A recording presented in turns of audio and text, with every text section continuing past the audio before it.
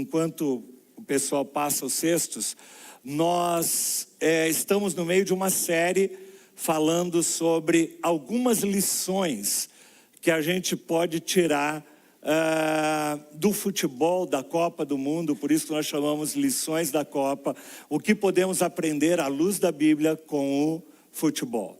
E semana passada eu falei, e eu acho que eu preguei de forma profética sobre aquilo que a gente viveria depois, na quarta-feira, né, que foi o Jogo do Brasil, né? Segunda-feira, o Jogo do Brasil. Mas quando eu ministrei semana passada, eu falei sobre quando a gente lida com o placar adverso. Quando as adversidades da vida, parece que a gente está perdendo o jogo da vida. Parece que a gente está apanhando mais do que está batendo. Quando a gente olha para o placar e está 1-0 para o adversário. E eu falei, dei esse exemplo do futebol, da dinâmica do futebol. E a gente acabou vivendo isso como equipe brasileira, né? O Japão parte ali na frente e depois Brasil consegue empatar, e lá no finalzinho, nos 49 minutos, vem aquele gol chorado ali do Martinelli e vira o placar. E era exatamente sobre isso que eu tinha ministrado semana passada, né? Sobre a gente não se desesperar quando o placar está adverso, mas a gente continuar olhando para aquele que é o autor e o consumador da nossa fé. E eu quero continuar mais ou menos um pouco dentro dessa linha, mas eu quero hoje continuar a nossa série. E o título daquilo que eu quero ministrar hoje é o seguinte, talvez você possa colocar aí: o jogo só acaba quando o juiz apita o final. O jogo só acaba quando o juiz apita o final. Enquanto o juiz não apita, tem jogo. Vira para quem está do teu lado e fala: enquanto o juiz não apita, tem jogo. Tem jogo, né? A bola está em jogo, se não apitou ainda tem jogo. Como eu disse, né? Um dia a Bíblia fala que um dia o nosso justo juiz vai apitar uma trombeta, né? Não é um apito, mas é uma grande trombeta, e aí o jogo vai acabar. E a gente vai falar disso, na realidade a última ministração dessa série vai falar um pouco sobre isso. Mas eu quero falar um pouco, enquanto nós estamos aqui, nós estamos na batalha da vida, né? Como é que nós lidamos com as dinâmicas, com aquilo que ocorre? E eu quero pegar mais um exemplo do futebol e da Copa do Mundo especificamente. Essa semana eu assisti um jogo, para mim foi um jogo emocionante. Não é só o jogo de Portugal. O jogo de Portugal também foi muito emocionante, né? Torcendo ali para o Portugal até o último minuto, mas foi emocionante. Mas um jogo que me chamou muito a atenção essa semana foi o jogo Bélgica e Senegal. Eu não sei quantos assistiram esse jogo, um jogo que passou desapercebido aí, talvez com muita gente, mas por alguma razão esse dia eu consegui separar o tempo. Lá estava eu e o José aqui, não sei nem se o Zé está aí, a gente estava nós dois assistindo o jogo ali. E eu estava torcendo por Senegal, eu tenho uma simpatia pelos times africanos, eu estava torcendo por Senegal. E eu não sei quantos acompanharam o jogo, mas Senegal começa o primeiro tempo e Senegal abre o placar e marca o primeiro gol, 1-0 diante da Bélgica, que era a favorita ali de ganhar aquele jogo. E termina o primeiro tempo, Senegal na frente, 1-0. E vai para o segundo tempo. E o segundo tempo, Senegal amplia o placar. E ele marca o segundo gol, 2-0 para Senegal. E o jogo vai caminhando para o final, quando aos 41 minutos, faltava 4 minutos para acabar o tempo regulamentar do jogo, estava 2-0 para Senegal. E o que você pensa quando você olha para o placar e está 2-0 e falta 4 minutos para acabar o jogo? Você fala: está ganho, acabou, né? Acabou, agora é só administrar o tempo aqui e acabou o jogo. E aí, aos 41 minutos do segundo tempo, a Bélgica marca um gol. 2-1. E aí a coisa começou a ficar um pouco tensa, mas mesmo assim ainda, agora faltava menos de 3 minutos para acabar o jogo. E está 2-1 para Senegal. E aos 44 minutos, 3 minutos depois que eles marcam o primeiro, a Bélgica vai e empata o jogo. Faltava 4 minutos para acabar o jogo. A Bélgica consegue marcar 2 gols em 3 minutos e leva o jogo para a prorrogação. E na prorrogação a Bélgica marca um gol e o jogo termina 3-2 para a Bélgica. Gente, eu fiquei inconformado de dizer, eu torcendo para Senegal, falei, como que esses caras me deixam esse jogo escapar, essa vitória escapar no finalzinho do jogo? E eu quero pegar esse jogo um pouco para falar para vocês sobre 2 princípios que a Bíblia nos ensina. E que eles fazem parte da nossa vida, não só de uma dinâmica de um jogo de futebol, mas da dinâmica do jogo da vida. Você consegue imaginar Senegal, pessoal, os jogadores de Senegal, faltando 4 minutos, achando que está tudo ganho e tal, e de repente ter uma virada daquela na vida deles? Eles choravam no final do jogo de uma forma, do culto, no final do jogo de uma forma copiosa ali. Agora, vamos nos colocar no local dos jogadores da Bélgica. Falta 4 minutos para acabar o jogo, eles precisam marcar 2 gols. Qual é talvez o sentimento que estava talvez no coração talvez de algum daqueles jogadores? Vixe, hoje não vai dar. Deu ruim hoje. Acabou, não tem jeito, 2 gols na frente. Mas esse placar e esse enredo dessa história, a ilustração dessa história, nos revela 2 perigos que a gente precisa evitar na nossa vida. O primeiro é de achar quando as coisas estão boas, sabe, os dias bons, o tempo das vacas gordas, a época que está tudo bem na nossa vida, e a gente achar e baixar a guarda, e a gente achar que não vai ter mais problema, que a gente não precisa mais investir, que a gente não precisa mais investir no nosso casamento, que a gente não precisa mais investir na nossa vida, que a gente não precisa investir no nosso relacionamento com Deus, e a gente vai baixando guarda. Então existem 2 grandes perigos, quando tudo está bem na nossa vida, e a gente baixa a guarda e deixa de vigiar, e de repente toma uma invertida no placar da nossa vida.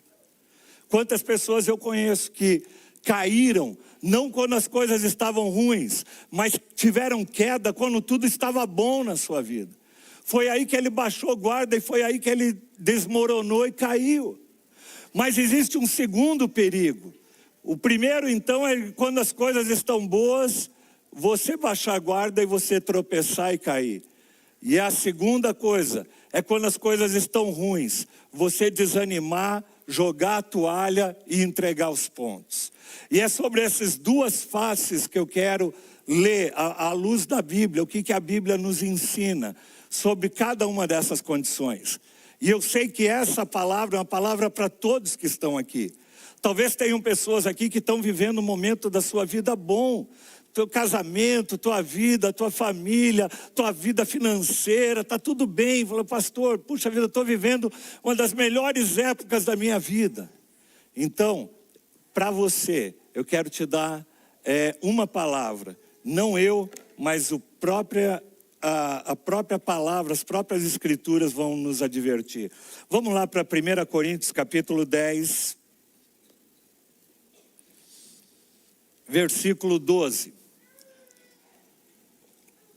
Você lembra que a gente começou essa série falando sobre 1 Coríntios capítulo 9. 1 Coríntios capítulo 9, o apóstolo Paulo equipara a vida cristã com uma competição esportiva. E ele fala sobre esmurrar o seu próprio corpo, sobre você correr por uma coroa incorruptível e tal. Então, Em 1 Coríntios capítulo 9, o apóstolo Paulo está nos falando sobre a disciplina da corrida. Mas no capítulo 10 ele muda o tom e ele para de falar sobre como correr e ele começa a falar como não tropeçar e não cair. Porque não importa, não basta você correr, você precisa aprender a não cair ao longo da corrida.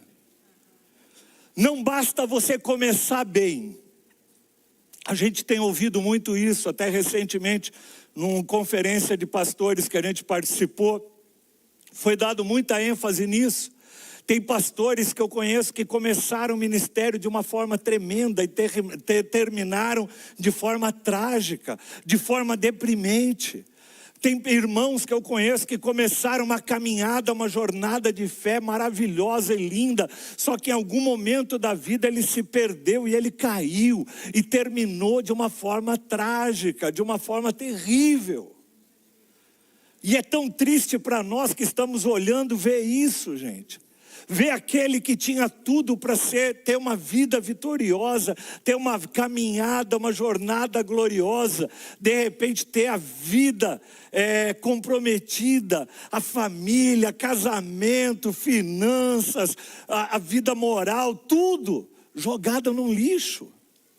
E aí o apóstolo Paulo no capítulo 10 vai nos falar, assim, aquele que julga que está firme, cuide para que não caia.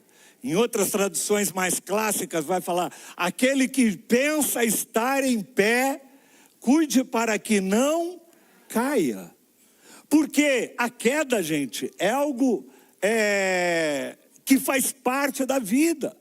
A queda é algo que a gente precisa vigiar a todo momento para não tropeçar e não cair.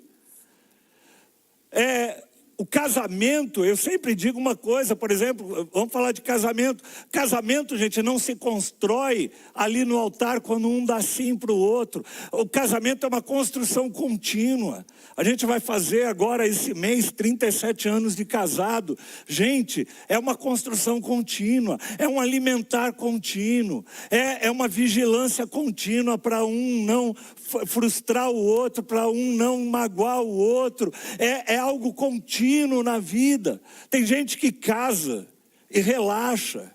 O cara começa, né? Já nem se arruma mais. O cara começa a se...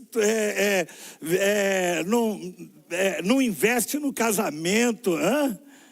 Engorda, começa a andar só com camisa de time, camisa de não sei o quê. E aí no casamento, no namoro ele ficava todo bonitinho para encontrar a namorada. Depois relaxa, para de investir, para de ter respeito, para de semear no casamento. E aí quando você menos percebe, caiu. E as coisas começam a desmoronar. E a pessoa começa a flertar com outras coisas, com adultério, com isso e com aquilo. Então, o alerta do apóstolo Paulo, amados, é um alerta para aqueles times que estão ganhando. Toma cuidado para não cair. Toma cuidado para não perder a caminhada, a corrida no meio da jornada. E a Bíblia vai nos dar vários, amados, vários ensinamentos sobre isso, para que a gente possa evitar a queda ao longo da caminhada.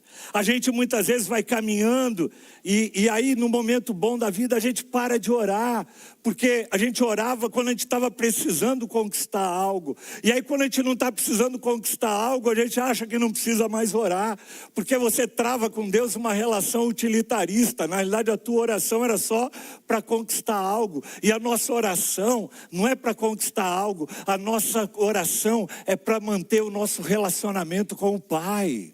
E quando a gente perde isso, a gente deixa de ler a palavra, a gente deixa de frequentar os cultos. Puxa vida, eu conheço gente que fala assim, não, mas olha, eu já sou convertido há 30 anos, eu já ouvi tudo que é tipo de pregação. E a gente começa a baixar a guarda, e a gente começa a achar as coisas normais. Eu comentava no culto da manhã, que o pastor que celebrou o nosso casamento, que foi o pastor da minha conversão, hoje ele tem 92 anos, acho. Mas eu sempre vi esse homem, já desde os 70, 80 anos, sentado na primeira fileira do banco, sabe fazendo o quê?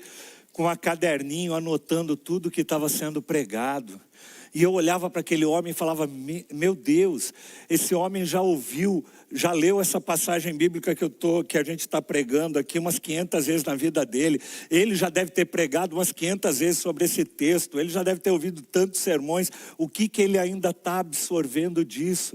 Mas sabe, amados, quando a gente não perde a conexão, quando a gente se mantém num lugar de humildade, quando a gente se mantém num lugar de dependência de Deus... Não perca nunca isso na tua vida. Não perca essa sede, aquele primeiro amor. Você lembra o texto de Apocalipse? Fala, quando ele vira para a igreja e fala assim, sabe qual é o grande problema de vocês? É que vocês deixaram o primeiro amor. No longo da caminhada você se perdeu. Você achou que estava tudo bem e de repente você desmorona. Eu conheço pessoas que já frequentaram a igreja, viviam numa condição, de repente o cara consegue uma condição melhor na vida um pouco, e aí ele consegue progredir, ele consegue isso, aquilo, aí ele compra uma casa na praia, aí no domingo ele deixa de vir na igreja porque ele está na praia, e aí aos poucos ele vai se esfriando, quando menos vê, caiu na fé. Então, você que está em pé, você que está hoje aqui, está vivendo um tempo bom da tua vida, continua, permaneça firme naquilo que o Senhor tem colocado nas tuas mãos, permaneça firme nele, permaneça firme na palavra, permaneça firme em oração, não deixe de investir no teu casamento, nos teus filhos, não deixe de vigiar. Você lembra da história de Davi? Davi passa um período de deserto grande da vida dele, fugindo de Saul, lutando contra a vida. E é no meio desse período de lutas que Davi vive a expressão maior da dependência dele com Deus. É no meio desse período de dificuldade, no período de luta, que Davi escreve os salmos, que ele escreve a grande parte do conteúdo daquilo que a gente lê de Davi, foi feito ali. Só que Davi tinha tudo para ter uma vida e uma trajetória imaculada. Davi tinha tudo para ser um grande rei, sem nenhuma mancha ao longo da sua vida. Mas Davi chega um momento em que ele sai do deserto, ele é empossado como rei de Israel, e ali o texto diz que como rei de Israel, no tempo em que os reis saíam para a batalha, sabe o que Davi fez? Eu já lutei muita batalha. Eu já fiz muito disso. Né? Eu não vou não, sabe por quê? Porque eu já fiz muito, e deixa o pessoal ir agora, né?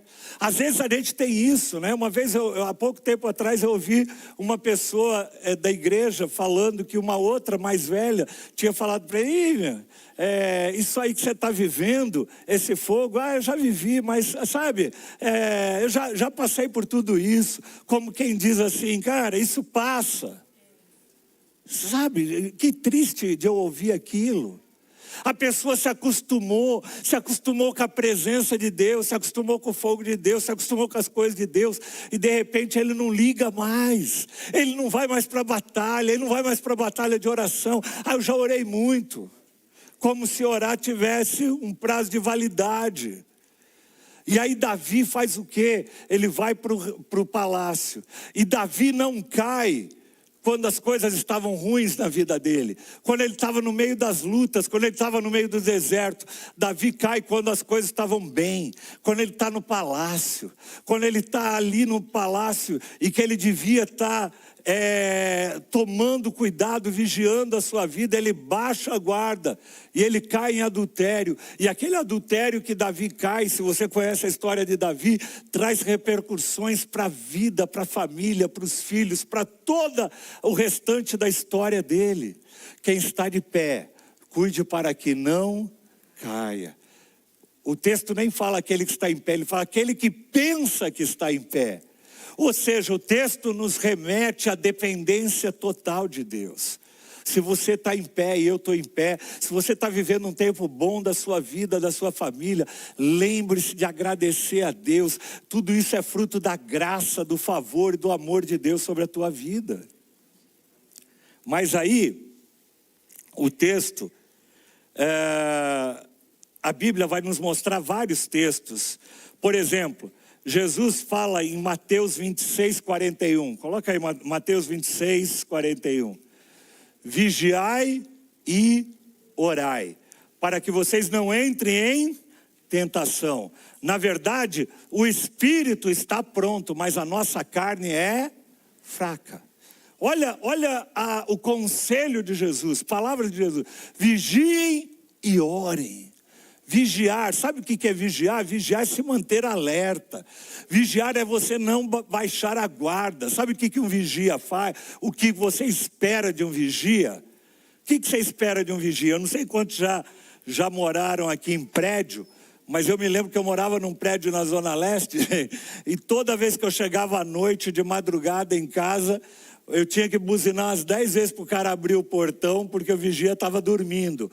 O que você espera de um vigia? É que ele fique alerta, acordado. É isso que Jesus está falando. Vigie, fica alerta, toma cuidado, vigia, não baixa a guarda, para que você não caia em tentação. Tentação financeira, tentação moral, tentação em todas as áreas. O espírito está sempre pronto, mas a nossa carne, ela é fraca. Então, amados, se você está naquele momento de vitória da tua vida, toma cuidado, não baixa a guarda, continue em oração. Olha o que o texto diz, 1 Coríntios 16 fala, 1 Coríntios 16, 13, estejam alertas e fiquem firmes, sejam corajosos e fortes. Mas 1 Pedro 5,8 fala assim, estejam alertas e vigiem, porque o diabo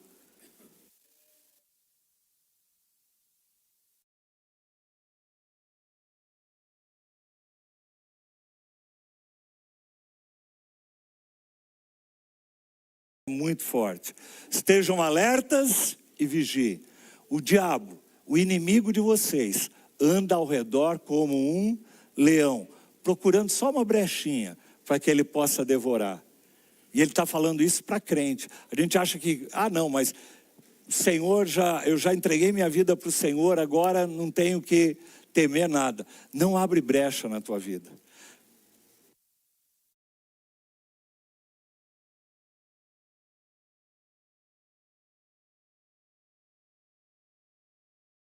No nosso casamento, na nossa vida, naquilo que nós fazemos. Não baixe guarda. Estejam alertas e vigiem.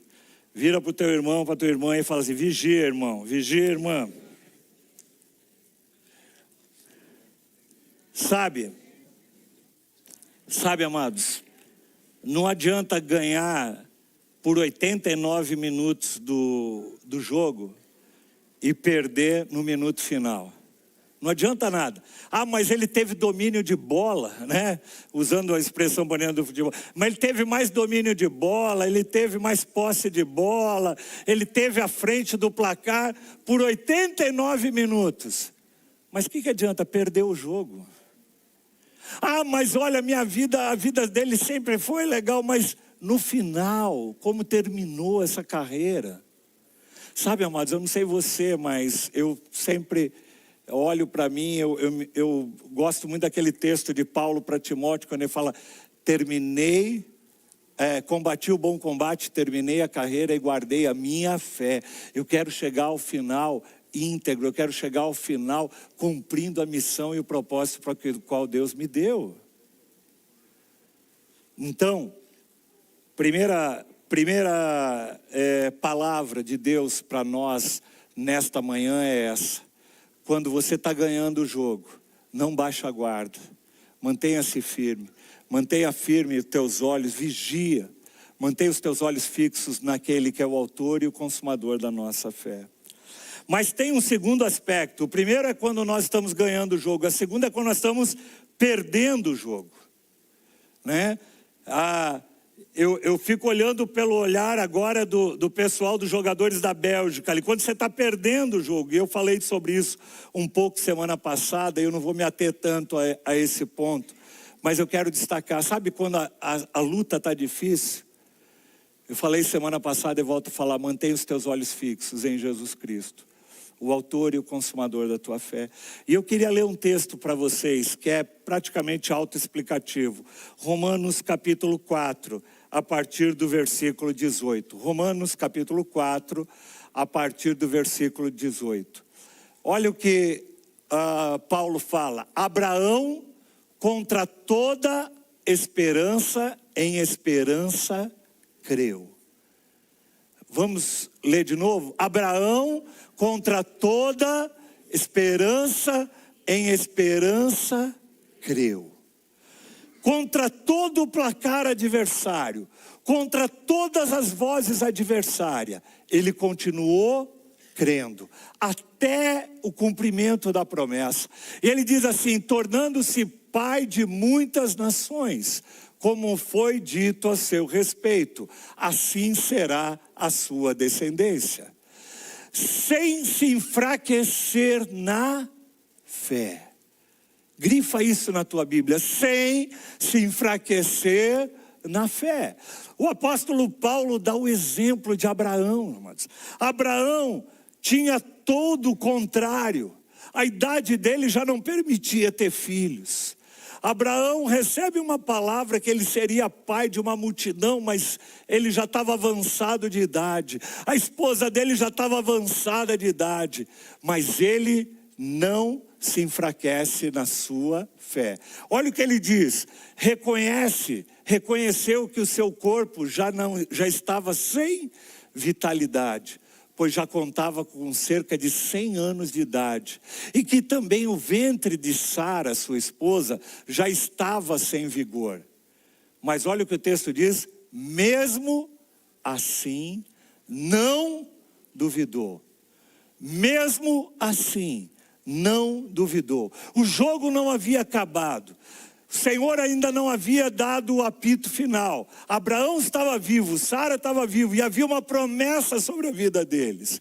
Mesmo assim, ele não duvida, mesmo tendo todas as situações contrárias. Nem foi incrédulo em relação à promessa de Deus, mas ele foi fortalecido em sua fé e deu glória a Deus.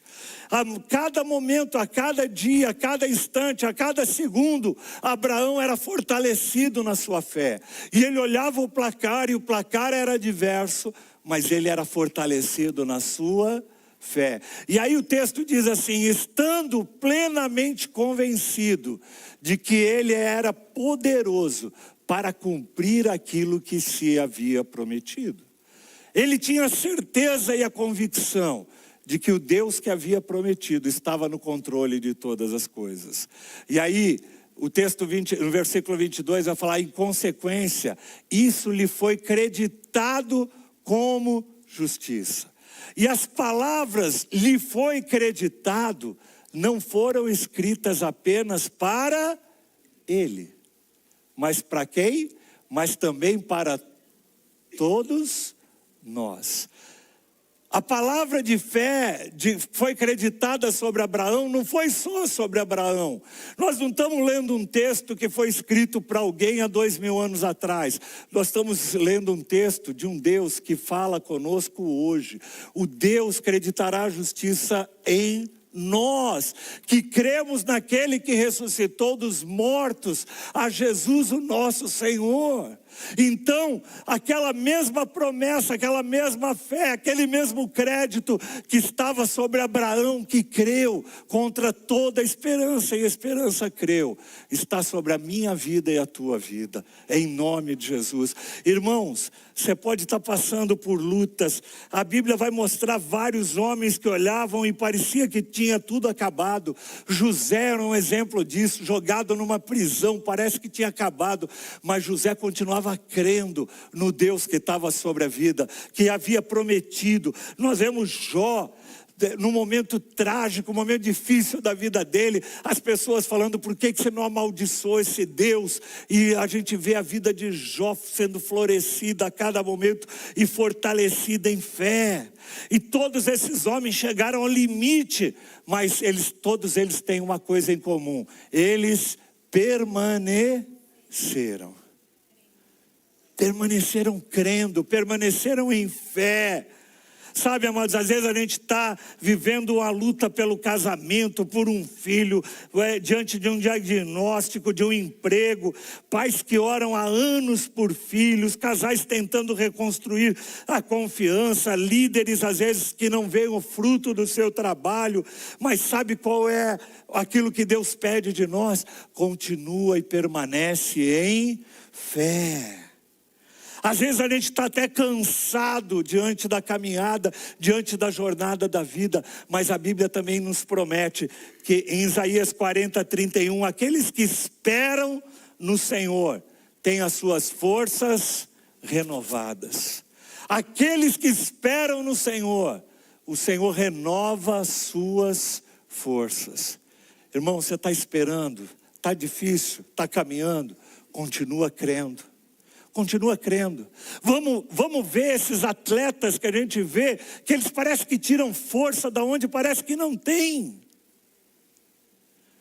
Um exemplo interessante da Copa, a gente viu agora recentemente, muitos acompanharam o jogo da Argentina com a Cabo Verde. Argentina, franca favorita, vai golear Cabo Verde. A Argentina vai lá e coloca 1-0 no placar, Cabo Verde vai e empata o jogo. A Argentina vira o jogo, coloca 2-1 e aqueles caras não desistem, eles não se intimidam, eles não olham para ver se a Argentina é atual campeã do mundo, se tem os caras, os maiores jogadores do mundo, eles não estão nem aí. Eles tinham uma missão e eles vão até o final e eles empatam o jogo. E só não ganharam aquele jogo porque não era para eles ganharem, mas eles saíram dali como os grandes vitoriosos. Sabe por quê? Porque você não viu aquelas pessoas desistindo em momento nenhum. Você vê aqueles homens contra toda esperança, em esperança crendo. Eles tinham uma convicção. Eles tinham uma convicção que eles podiam enfrentar, que eles podiam ganhar, que eles podiam ir para cima. Sabe, amados, a Bíblia vai nos trazer isso à tona. A Bíblia vai nos mostrar exemplos disso. Mas eu quero fechar essa nossa reflexão com algo profundo que eu quero que você saia daqui hoje lembrando. Quer você esteja no momento bom da tua vida, vigie e guarde. Quer você esteja no momento de luta da tua vida. Sabe o que Deus espera de mim e de você? Deus não está esperando o resultado. Deus está esperando uma coisa. Deus está esperando fidelidade.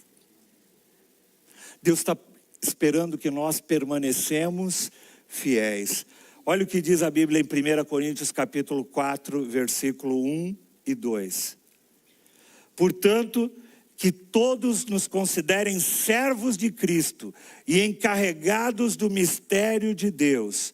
O que se requer desses encarregados é que sejam, em outras Bíblias estava, que sejam encontrados fiéis. Sabe o que Deus espera de mim e de você? Que a gente se mantenha humilde quando as coisas estão bem, mas que a gente continue perseverando quando as coisas não estão bem. Mas que a gente permaneça em fé, que a gente permaneça fiel. Você lembra de quando Jesus nos ensina na parábola dos talentos, que ele chama o servo bom e fiel, em Mateus 25, 23, ele fala: muito bem, servo bom e fiel, você foi fiel no pouco e sobre o muito te colocarei. Venha e participe da alegria do Senhor.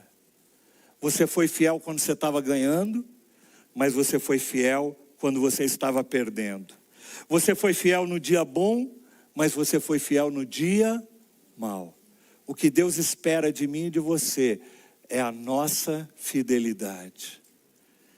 Que a gente permaneça e permaneça fiel. E para terminar, eu quero ler com vocês o texto de João, capítulo 15, que é um texto autoexplicativo. E eu queria terminar fazendo com que a gente pudesse meditar um pouquinho nele. Ele diz assim: eu sou a videira e o meu pai é o agricultor. João 15, a partir do versículo 1. Deixa eu colocar lá. Eu sou a videira e o meu pai é o agricultor. Todo ramo que estando em mim não dá fruto, ele corta. E todo aquele que dá fruto, ele poda, para que dê mais fruto ainda. Vocês já estão limpos pela palavra que lhe tenho falado. Olha o que ele diz no versículo 4. E se você tem uma Bíblia, eu queria te convidar a você grifar todas as vezes que aparece a palavra permanecer. Sabe que uma das regras de hermenêutica, quando a gente estuda hermenêutica, é que toda vez que há uma repetição de palavras, intensa de uma palavra, é porque o Senhor quer dar um destaque para aquilo. E no capítulo 15 nós vamos ver quase 10 vezes a palavra permanecer, permaneça sendo usada. Permaneça em mim e eu permanecerei em vocês. Por que Jesus está falando tanto para a gente permanecer? Porque ele sabe que a nossa tendência natural é se desconectar da fonte, é se desconectar da videira.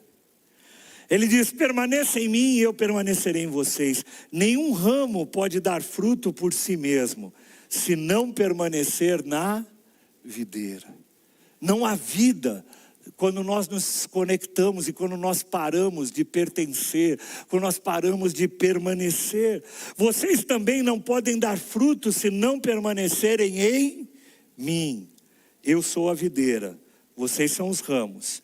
Se alguém permanecer em mim e eu nele, você dará muitos frutos.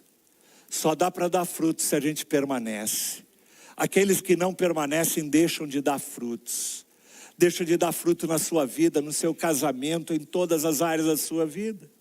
Pois sem mim vocês não podem fazer coisa alguma. Se alguém não permanecer em mim, será como um ramo que é jogado fora e seca. Tais ramos são apanhados, lançados no fogo e queimados. Se vocês permanecerem em mim e as minhas palavras permanecerem em vocês, vocês pedirão o que quiserem e será concedido. Meu Pai é glorificado pelo fato de vocês darem muitos frutos, e assim serão meus discípulos. Como o Pai me amou, no meu amor. Se vocês obedecerem os meus mandamentos, permanecerão no meu amor. Ele diz para permanecer no amor e ele dá a receita de como permanecer, sendo obediente. Assim como tenho obedecido aos mandamentos do meu Pai, e em seu amor permaneço. Jesus fala assim: eu permaneço no Pai, e eu quero te convidar para você continuar permanecendo em mim. Tenho dito estas palavras, para que a minha alegria esteja em vocês, e a alegria de vocês seja completa. Você quer ter uma alegria completa na tua vida? Quer seja nos dias bons, quer seja nos dias maus, permaneça nele, permaneça em Cristo, permaneça conectado à videira. E como é que nós permanecemos no amor de Cristo? Obedecendo, sendo fiéis. Sabe, amados, nos momentos bons da vida, que está tudo bem, mantenha o coração humilde, como Jesus foi. Jesus fala assim: aprendei de mim que sou manso e humilde. Quando as coisas estão boas, não fica esnobando o adversário, né? Já viu jogador que esnoba o adversário? O pessoal começa, olé, começa a brincar. Não brinca. Mantém teu coração humilde. Mantém teu coração de servo. Sabe, nós temos gente aqui na igreja que são empresários, que estão se colocando como servos, servindo nos lugares talvez que ninguém queira servir. Mantenha o teu coração servo. Sabe aquele negócio que a gente vê no Brasil? Você sabe com quem você está falando?